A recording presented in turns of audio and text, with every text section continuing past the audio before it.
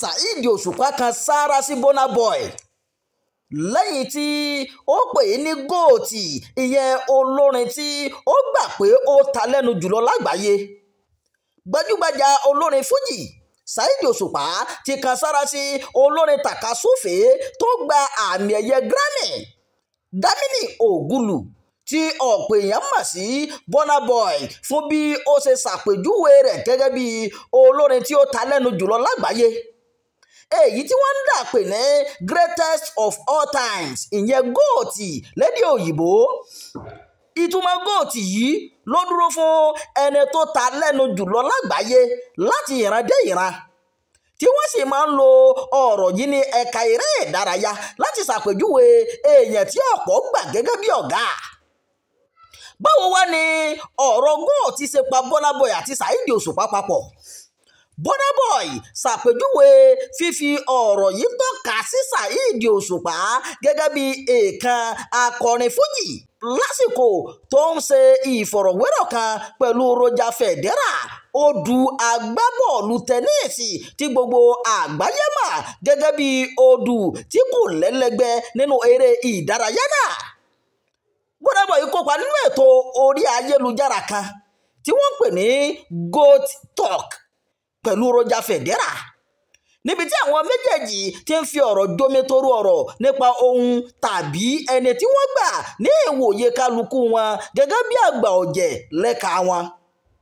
Nígbà tí àsìkò tó fún àwọn méjèèjì, ìyẹn Burna Boy àti Roger Federer, láti sọ àwọn akọrin mánigbàgbé tí wọ́n mọ̀ yìí, ohun tí Burna Boy sọ àti orúkọ tó dá ó ní Saheed Òṣùpá gẹ́gẹ́ bí akọrin tí òun gbà gẹ́gẹ́ bí olórin tí òun gbà pé ó ta lẹ́nu jùlọ lágbàáyé. Kò sí olórin fújì tí mo gbà gẹ́gẹ́ bí akọrin tó ta lẹ́nu jùlọ lágbàáyé bíi ti Saheed Òṣùpá. Kí wá ní Saheed Òṣùpá sọ? Kí ló fọ̀ lésì lórí ọ̀rọ̀ yìí? Nígbà tó ń sọ̀rọ̀, Òṣùpá ní inú òun dùn púpọ̀ sí ohun tí Burna Boy sọ nípa rẹ̀, èyí tó túmọ̀ sí pé wọ́n mọ rírì orin rẹ̀ káàkiri àgbáyé.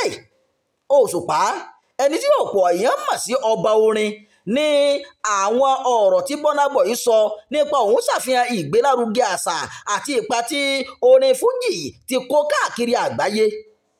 Mo mọ rírì ohun tí Burna Boy sọ nípa mi, tí èmi náà sì jẹ́ olólùfẹ́ rẹ̀.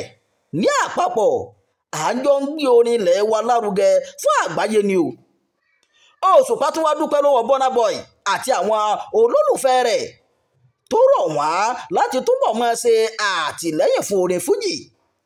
Sí Olúwa Burna àti àwọn olólùfẹ́ rẹ̀ lágbàáyé, mo dúpẹ́ lọ́wọ́ yín o fún ìfẹ́ tí ẹ ní sí orin fújì. Mo dúpẹ́ pé ẹ nígbàgbọ́ nínú orin ilẹ̀ wa. Ó tẹ̀síwájú láti sọ pé òun gbáradì láti lọ síbi ayẹyẹ orin Burna Boy tó ń bọ̀ láti fi ẹ̀mí ìmoore hàn. Ẹ ṣeun tẹ́ ń tẹ̀lé ìkànnì Jígí Alára. Ẹ jẹ́ ń dókè lọ́hùn náà, mò ń padà bọ̀. Amóhùnmáwòrán kan àtàtà tí aráyé gbọ́. Jígí Alára TV ni wọ́n sọ. Ení, èjì, ẹ̀ta, ẹ̀rin, àrún, ẹ̀fà, èje, Jígí Alára. Sinimá méje tó lóyin ládùn. Sinimá titun méje la gbé jáde láti Jígí Alára. Jígí Alára lórí YouTube. Àwọn sinimá yẹn rèé o.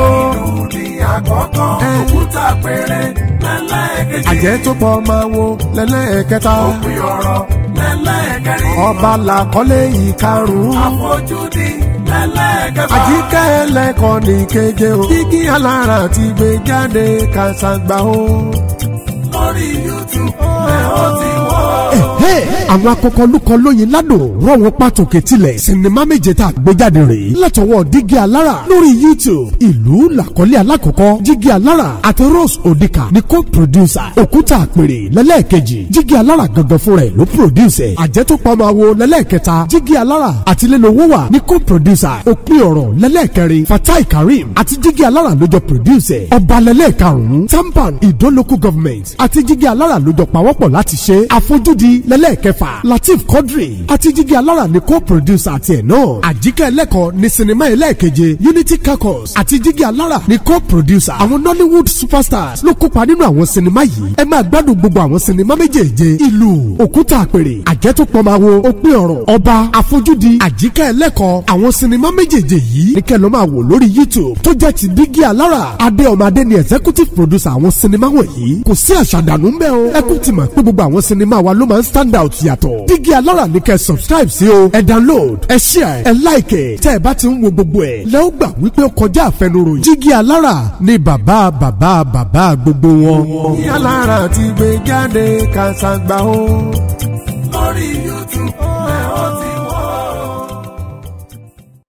Ẹ káàbọ̀ padà, ẹ ṣeun tẹ́ ẹ dúró tán lórí ìkànnì Jígí Alára.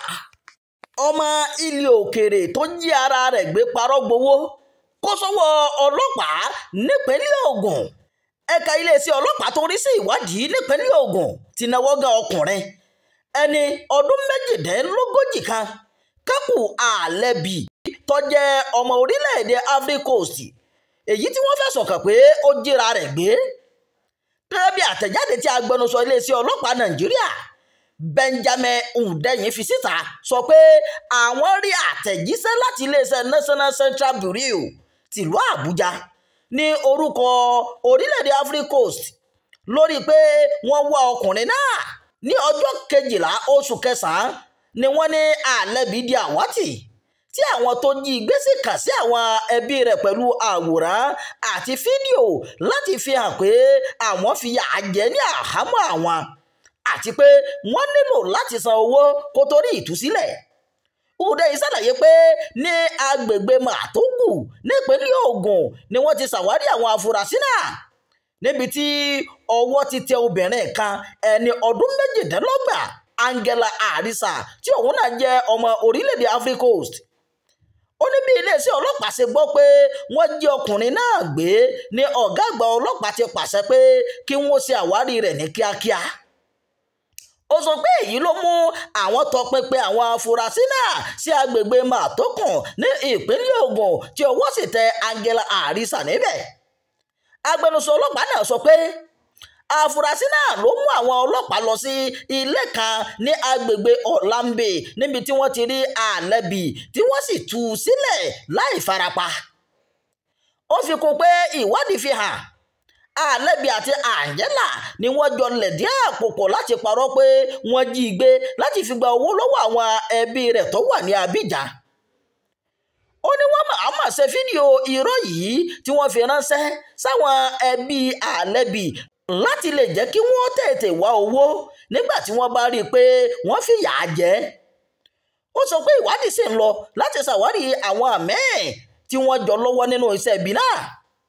Bákan náà ló fi kún pé ìwà ọ̀daràn tó ní ìjìyà lábẹ́ òfin Nàìjíríà ni kí èèyàn parọ́ pé wọ́n jí òun gbé tó sì jẹ́ pé òun ló wà nídìí rẹ̀. Ọ̀gá àgbà ọlọ́pàá Káyọ̀dé Ẹgbẹ́tòkun ṣèkìlọ̀ pé ẹnikẹ́ni tó bá lọ́wọ́ nínú irú ìwà bẹ́ẹ̀ yóò fojú winá òfin nítorí kì í ṣe pé wọ́n fojú tẹ́ńbẹ́lú ètò ààbò ìlú nìkan bí kò ṣe pé wọ́n bà orílẹ̀-èdè Nàìjíríà lójú jẹ́.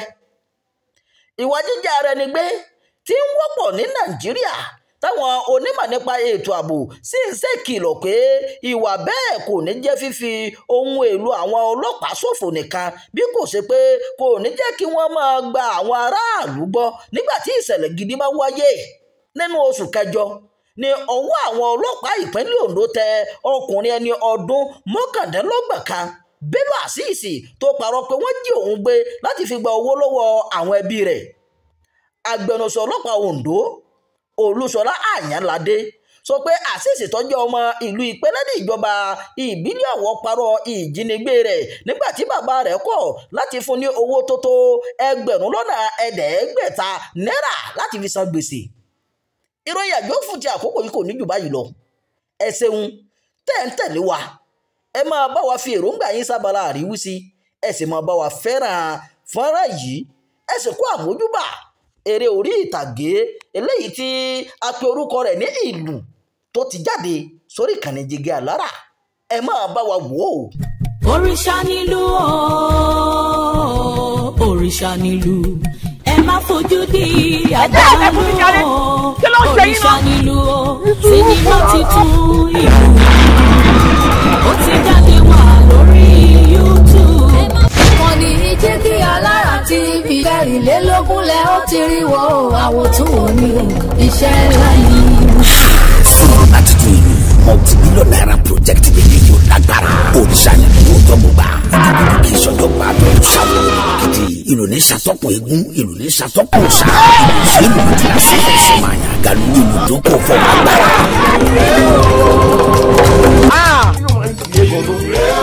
o lè jẹ́ láì ṣe pé fún yọ̀ ni wọ́n ló dúró lóko ọ̀bẹ̀rẹ̀ lóko ọ̀bẹ̀rẹ̀ ìdíje àkókò lójú tó kó adébáfún àjùmọ̀ àjànà tí ó dolóko láì bá tán.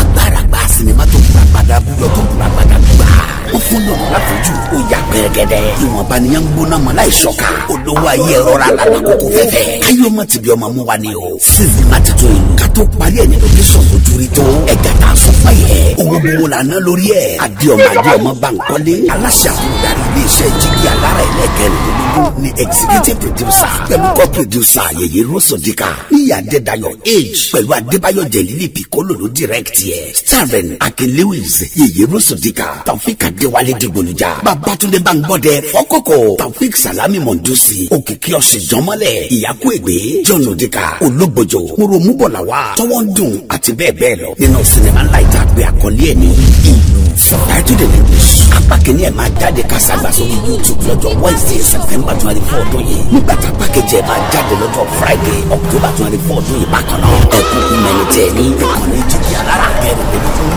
/prison TV ilé ara ní Jígí Alára ojúmọ́ kára kan ní gbogbo bá ṣe jí dára ara la fi ń ṣe sinimá titun ìlú lélẹ́yìí o ẹ̀ subscribe sórí Jígí Alára kẹrìnlélógún kẹrìnrán wo iṣẹ́ bàbá iṣẹ́ ni àwòrán tó wọ̀ ní ẹgbà bẹ́ẹ̀.